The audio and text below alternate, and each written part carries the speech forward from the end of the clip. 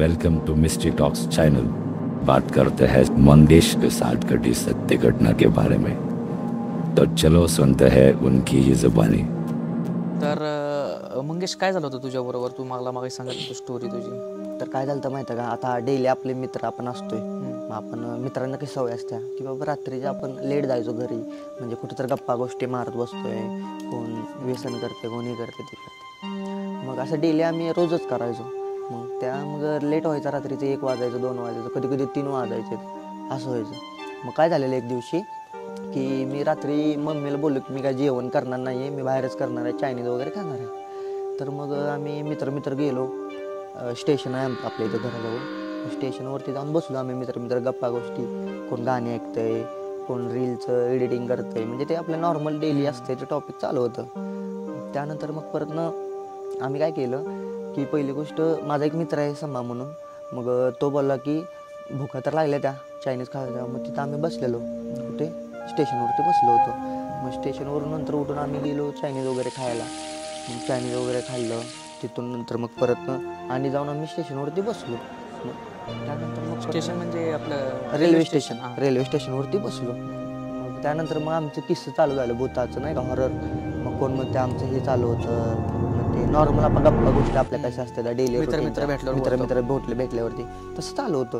त्यानंतर मग रात्रीचे तेव्हा समथिंग 1-1:30-2 वाजले असतील, दीड काय तर वाजलेले. मग त्यानंतर मग मी एकटा चालत होतो, तेव्हा माझ्याकडे काय गाडी वगैरे नव्हती. मग मी चालत येताना रस्त्याने येत होतो. मग रात्रीचा सगळा अंधार होता, लाईट वगैरे काही नव्हते डांबावरती. मग मी एकटा चालत येत होतो. मग नंतर येता मला अचानक, नाही का, एक इथं पॉईंट आहे आमच्याजवळ, मग तिथं नाही का उतारे वगैरे टाकते ती, म्हणजे कसं समजा कोणाला तर भूत वगैरे लागलं तर ते उतारा टाकतात, त्याच्या अंगावरून ओवाळून वगैरे टाकतात, लिंबू वगैरे असू दे काय असेल ते ओवाळून टाकतात. मग त्यानंतर मग परत तिथं टाकल्यावरती मग मला तिथं भीती वाटायला लागली, कारण की मला माहीत होतं की तिथं बाबा उतारे वगैरे टाकतात म्हणून. मग तिथं मी भीत नाही का चालत येत होतो. मग तिथून येताना मग अंगावरती माझ्या एकदम असं काटा मारल्यावरती मग मी तिथून जरा पळत आलो, पुढं आलो. मग तिथून काय घर जवळच होतं, एवढं पण लांब नाही ना. मग घर जवळ होतं, मग घरात आलो. त्यानंतर मग परत येऊन नंतर मग घरी गेलो. मम्मी जागीच होती माझी वाट बघत, रात्री 1:30-2 वाजलेलं तेव्हा. मग मम्मी जागी होती. मग मम्मी काय म्हणली, एवढं काय लेट झाले, काय झालं? मग ते घरचं तुम्हाला माहिती, आता पोरं लेट आल्यावरती मम्मी ओरडते, घरातले ओरडतात. मग वडा खाऊन मग नंतर मी घरी बसलो. मग मला नाही का ते आठवत होतं की बाबा तिथं काटा मारला, आपल्याला काय होणार तर नाही आहे ना, तिथं लिंबू वगैरे ओवळून टाकतात, मला काय होणार नाही ना. मग त्यात चालू होतं. मग त्यानंतर मी झोपलो. मग झोपल्यावरती काय सीन झाला की नंतर मग परत मला नाही का असं आजारी असल्यागत वाटायला लागलं. मग मम्मीला काय बोललो की माझी नजर वगैरे काढतात, असं ते नजर वगैरे काढतात ना, बाहेरून आलं संध्याकाळी नजर लागते. ती नजर वगैरे मम्मीने काढली. त्यानंतर मग परत मला असं विकनेस पण आल्यागत वाटत होतं, असं ताप आलं नाही का अंगाला, असं आपल्याला ताप आला, गरम वाफ अंगातनं आल्या, डोळ्यातनं गरम वाफ आल्यागत असं मला वाटत होतं. नंतर मग परत मी नंतर लक्षच दिलं नाही, म्हटलं जाऊ दे, आता डेली आपलं काय तर असतंय, बाहेर लेट झोपतोय, त्यामुळे काय तर होत असेल, त्यामुळे मी इग्नोर केलं, जाऊ दे म्हटलं. त्यानंतर मग परत मोबाईल बघत रात्रीचं वेळ झाला, 3-3:15 वाजलेले. मग लेट झालेला, मग मी मोबाईलच बघत होतो ना. मग नंतर मग परत मोबाईल यूज करत तसं झोपलो मी. मग 3:30-4, 4:45 असं सकाळ पहाटे 4-5च्या समथिंग नाही का, मग मी ओरडायला म्हणजे कसं असं अंग थरथरल्यागत माझं असं व्हायला लागलेलं. अजून आता मला काटा मारायला सांगताना खरं म्हणायला तर अंग असं थरथर माझं व्हायला लागलं. मी असं इवळतच नाही का, असं किंचळल्यागत नॉर्मल आवाज असतो, किंचळल्यागत लागला याला. त्यानंतर मग परत मम्मी उठली अचानकच दचकून. मी झोपलेलो, मला काय माहीतच नाही ना काय झालं ते. मम्मी उठली, काय होईल मग करत काय झालं तर मम्मीने काय केलं, माझ्यावरती दुसरं ब्लँकेट टाकलं अंगावरती. मी झोपले होता अंगावर घेऊन. मम्मीने काय केलं, दुसरं ब्लँकेट माझ्या अंगावरती टाकलं. त्यानंतर मग काय केलेलं, मी असं ओढून नाही का मुंडक्याखाली अंगाखाली ओढून असं झोपलेलो, टाईट एकदम. म्हणजे असं मला कळतच नव्हतं काय, असं एकदम चळबळल्यागत वाटत होतं. मग नंतर काय झालं, मी थरथरायला लागलेलो, माझं हे व्हायला लागलेलं, ओरडा चालू होता माझा, म्हणजे ओरडणं वगैरे माझं चालू होतं.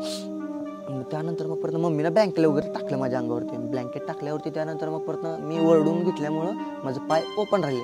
आता इथे आपले पाय आहेत, इथे पाय तर ब्लँकेट आलं, म्हणजे खाली पाय ओपनच राहिले. मम्मीला तेवढ्यात दिसलं माझं पाय उलटं, तर सरळ झोपलो होतो स्ट्रेट. अंगावरती घेऊन मम्मीला पाय उलटे दिसले. मम्मी लागली थरथरायला. मम्मीला काय कळलं ना, मम्मीला घाम फुटला. त्यानंतर मग परत ना मम्मीला घाम फुटला. त्यानंतर मग परत ना काय झालं माहिती आहे का, मम्मी गेली पळत पळत आत देवाऱ्याजवळ. तू उलटा नव्हता झोपला ना तू? मी स्ट्रेट झोपलो होतो. स्ट्रेट झोपलेलो आणि अंगावरती नाही का असं मणक्यावरती अंगावर असं घेऊन झोपलो होतो मी हातरून. त्यानंतर मग माझं पाय उलटे दिसलं. मम्मीला कळनाच काय. मम्मी लागली थरथरायला. मम्मीला घाम फुटला. मम्मी गेली नंतर आत पळत पळत देवाऱ्याजवळ. आपला देवारा घरचा असतो तो. मग देवाऱ्यावरती पळत पळत गेली देवाऱ्याजवळ पळत पळत गेली आणि आपलं ते देवाचा भंडारा असतो का ना, तो भंडारा घेतला.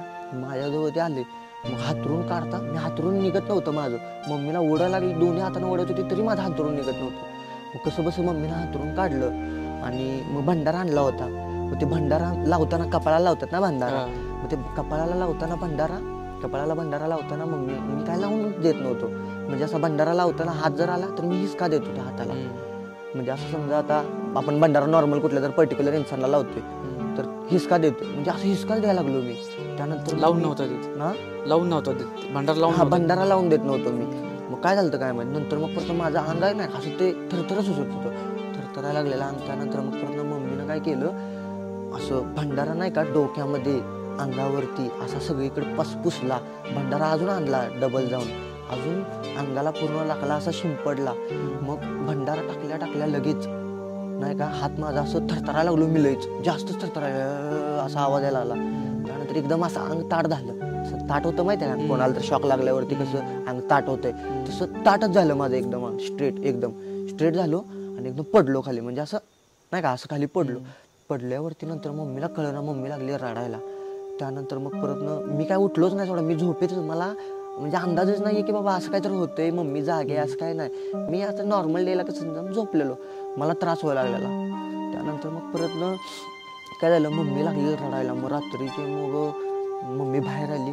माणसं कोण आहेत का बघितलं. मग रात्रीचे म्हणजे असं पाठच झालेलं ना, 4-5 समथिंग झालेले. कोणच नव्हतं एवढं लवकर. मग त्यानंतर हळूहळू नाही का माणसं यायला लागलीत. नंतर मग परत मम्मी बाहेर आली. मम्मी झोपलीच नाही रात्रभर. नंतर त्यानंतर झोपली नाही. पहिली गोष्ट मला वाट बघत बसली होती माझी. त्यानंतर मग परत मी झोपल्यानंतर तासाभरानंतर ते चालू झालं. त्यानंतर मग परत सकाळी माणसं आल्यावरती मग आमच्या गल्ली वगैरे मध्ये देवाचं वगैरे करतात. मग ते आले सकाळी काय विषय काय झालाय म्हणलं नेमकं. म्हणलं देवाचं आता जर घरी आल्यात माझ्याकडे काय आल्यात म्हणलं सकाळ पार एवढ्या लवकर देवाचं आल्यात कधी घेऊन. त्यानंतर मग परत मम्माला काय तेव्हा सांगितलंच नाही. मग तरी पण मी काय करायचं, मला काय माहित आता असं झालं म्हणून. तरी पण मी जायचो मित्राजवळ. असं डेली रुटीन मी जायचो. जाऊन बाहेर बसायचो. मित्रावरती लेट यायचो. मग मला मम्मीने सांगितलं की तुझ्या असं बद्दल तुला घडलंय म्हणून. तोपर्यंत माहितच नव्हतं काय माहितच नव्हतं. ते पण मला मम्मीनं कधी सांगितलं, एक आठवड्या समथिंग म्हणजे 1 वीक नंतर सांगितलं मला. तरी पण मी फिरत होतो, बाहेर जात होतो. रात्रीचं 12-1 वाजूसारखा मी फिरायचो, यायचो घरी झोपायचो. त्यानंतर मला जेव्हापासून सांगितले ना तेव्हापासून तुम्हाला पटणार नाही, तेव्हापासून मी 11 त्यातली 11:30 12 पण नाहीच 11:30-11च्या दरम्यान मी घरातून बाहेर जात नाही. ते येतच करत नाही, बाहेर फिरत नाही. लवकर येतो, झोपतोय, चालू आहे असं. हे सगळं देवाचं ते भंडारा वगैरे केल्यानंतर सगळ्या गोष्टी व्यवस्थित झाल्या. त्यानंतर मग परत मग मी देवाला वगैरे जायला चालू केलं. म्हणजे मी जात नव्हतं ना देवाला. आता नॉर्मल आपलं कसं असते, पोरांचं लाईफस्टाईल वेगळे असत्या. देवधर्म जास्त कोण करत नाही आजकालच्या जमान्यात. ते माझं तर म्हणणं आहे की ते करावं. कारण की कसं आहे माहिती आहे का, हे भूतप्रेत आत्मा हे रिअल स्टोरी माझ्यासोबत घडल्या, त्यामुळे मी सांगतो. अगर आपको ये वीडियो पसंद आई हो तो सब्सक्राइब करना न भूलिए। और अगर आपके साथ भी ऐसी कोई घटना घटी हो तो हमें कमेंट करें या हमारे इंस्टाग्राम चैनल पर हमें DM ज़रूर करिए। हम आएंगे आपके शहर, आपके गांव